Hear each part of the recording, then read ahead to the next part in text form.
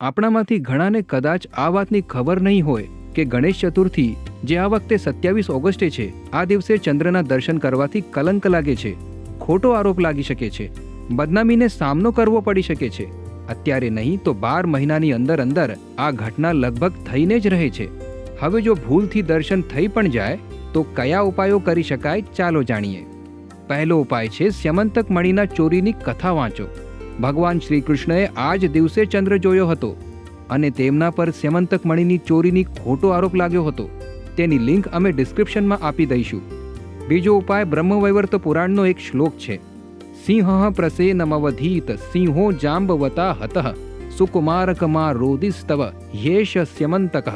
આ શ્લોકનો 21, 54 કે 108 વાર જપ કરીને પવિત્ર કરેલું પાણી પીવાથી પણ કલંકનો પ્રભાવ ઓછો થઈ જાય છે. ત્રીજો ઉપાય છે કે તૃતીયા એટલે કે 25 ઓગસ્ટનો ચંદ્રમા પહેલાથી જ જોઈ લો અને બેદરકારી કે બેવકૂફીથી ચતુર્થીનો દેખાઈ જાય તો પંચમી એટલે કે 28 ઓગસ્ટનો પણ જોઈ લો તો પણ તેનો પ્રભાવ ઓછો થઈ જશે. બદનામી જોરદાર નહીં થાય, થોડી બહુ થશે. અને હા, ચંદ્રાસ્ત 26 ઓગસ્ટે રાત્રે 9:06 પર અને 27 ઓગસ્ટે રાત્રે 9:38 પર થશે. આ બંને દિવસે ચંદ્રના દર્શન ભૂલથી પણ ન કરશો.